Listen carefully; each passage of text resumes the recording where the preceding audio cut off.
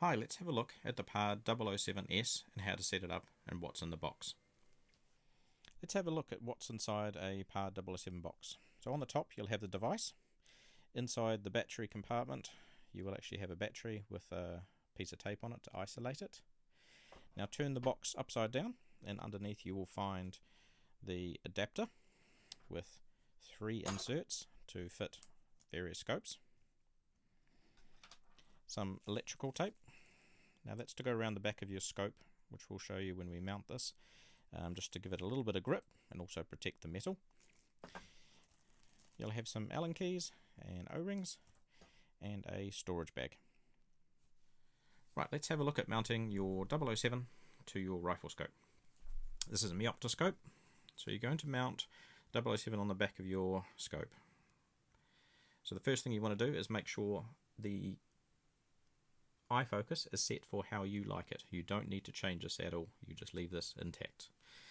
Then you'll choose the correct size adapter. Now there are 3 different sizes in the box. You'll slip that over. Then you'll take the collar and place the screws either 3 o'clock or 9 o'clock. I prefer 9 o'clock, it keeps it out of the way of the bolt, and you'll slide that over. And your PARD 007 will actually clip on the back. So let's attach the scope right now. So now this is all attached. You can see the little insert underneath. We'll tighten the 2 Allen keys with the Allen key provided. They need to be reasonably tight because obviously as you fire there is a recoil pulse out of your rifle which could move this a little bit. Now if you're worried about grip or scratching your scope, you can use the included electrical tape just to give it a little bit of padding and also some extra grip for when you tighten the Allen keys you've got something to bite into. So we'll just tighten the Allen screws.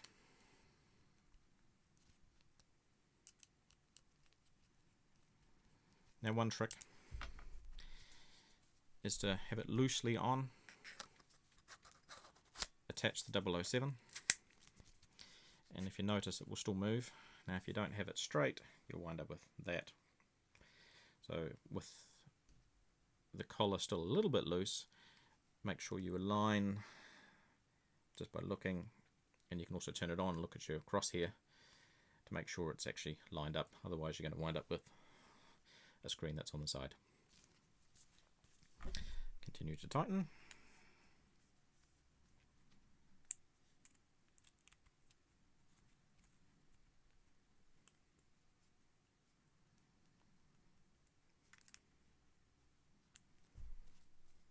And done. That is all fixed. Now one beauty of the 007 is you can buy extra collars. So once this is on there, it just stays on there. It doesn't interfere with your shooting, your eye relief, your eye focus has not changed. So you can actually buy extra adapters and put them on other rifles, leave it on there, and we'll go over changing the 007 to a different rifle in a few minutes. Let's have a look at a few of the functions on the 007. So at the back you've got an adjustable Doppler, so you can set the screen for your eye. You've got the battery with the cap. Positive goes down, you can actually see the image there. On the front you have the IR lens, you can pull it out for spot, push it in for flood.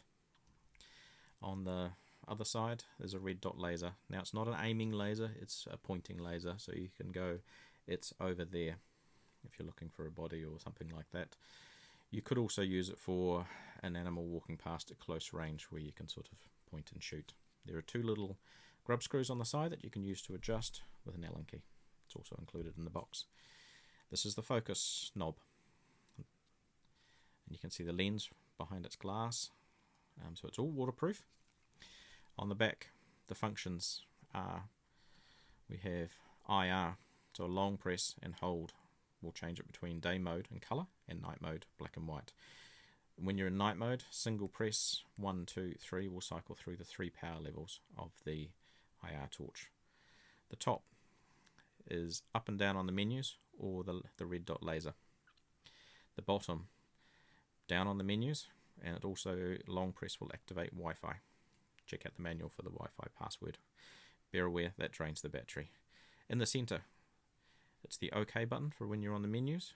Also single press will take a photo or a long press will activate the video.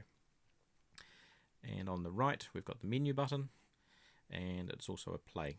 So if you've stored a video, you can watch it on the screen if you so desire. The SD card is stored underneath, along with the USB port. Micro SD card. Do format it in the PARD. You'll find that on the menu, which we'll go over in a minute. On the top is the power button. So long press to turn it on, and a short tap to make it go into sleep or wake it up again. There'll be a little blue light on here. So if we turn this on, there's the blue light. You can see the screen's actually now active. If we tap the sleep button, the screen will go off. The blue light is still on. While that blue light is on, don't take the battery out. You could actually crash it. You may need to reinstall the software. While that blue light's on, it's active. So for then we want to use the scope, just a quick press, and it's back active. To turn it off, long press. There we go, it's gone off, and you can see the blue light has disappeared. To attach the 007 to your scope, it fits into the two bayonet fittings, approximately 45 degrees, and it will click in. Guys, I find if you just depress the button there slightly, makes it a lot easier to engage, nice and secure. Same when removing.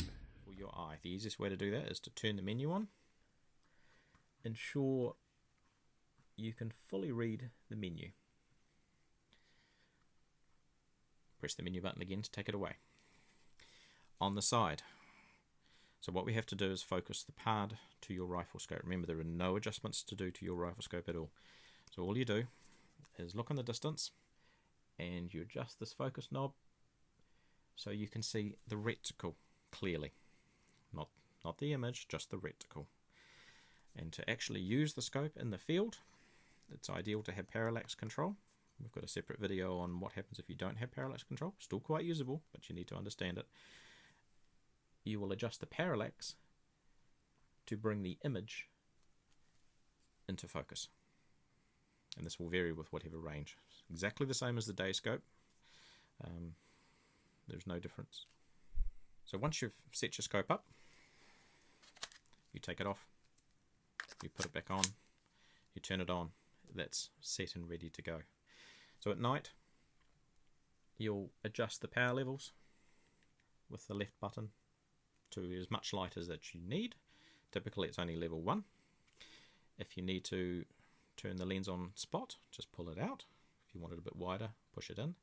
It's kind of best just to fill your scope, and especially around your reticle. You can also turn it slightly. It will just move the laser that's inside ever so slightly around the reticle. Now when you've set this up, the scope is quite central to your actual bore of your scope. So it's quite important that you haven't turned the adapter into like a oval shape by over squeezing, trying to make a small scope fit a larger adapter. Is essentially what goes wrong. So when you're actually in the menu, there is something called reticle adjustment. Now all you need to use it for is just to see that your real reticle is quite close to the center of the screen, which means it's centrally aligned to the actual bore of the scope. Otherwise what you can get is the same as when your parallax is not set correctly. The scope doesn't move, but you can aim and move the reticle with your eye. When you're looking straight down the tube of the scope, that cannot happen because you are looking straight down the tube at the reticle. So it's important just to have the actual scope centralized. The further away you are, the more important that is. And the best thing to do is, if you are going to shoot above sort of 100-200 meters, is go and fire at a target and make sure you are shooting correctly. Also, it is a slightly different eye position, which can change your hold, which can change your point of impact as well. So if you're going to shoot longer range, definitely fire around at a target before you shoot. Okay, let's go over each of the menus and what they do. So the reticle adjustment menu serves two functions. One, it shows you if your scope to the PARD is actually centrally aligned. But the other function it does is if you digitally zoom, the PARD will go around that little white crosshair. So if the crosshair is off to the left, as you zoom, your real crosshair will disappear to the right. So you can actually move that little cross to the center of your black crosshair, your real reticle in your rifle scope, and then if you do use digital zoom, it will just move around that. But frankly, you can get 12 odd power out of your own scope through the PARD, so I don't really recommend using digital zoom very much. So default color, so this is your startup mode for the PARD. Color is daytime, your full color, and nighttime is black and white. So if you're going to use the scope at night, set it to default to black and white. That way when you turn it on, it's already in its night mode. The default brightness of the IR, it's off 1, 2, 3.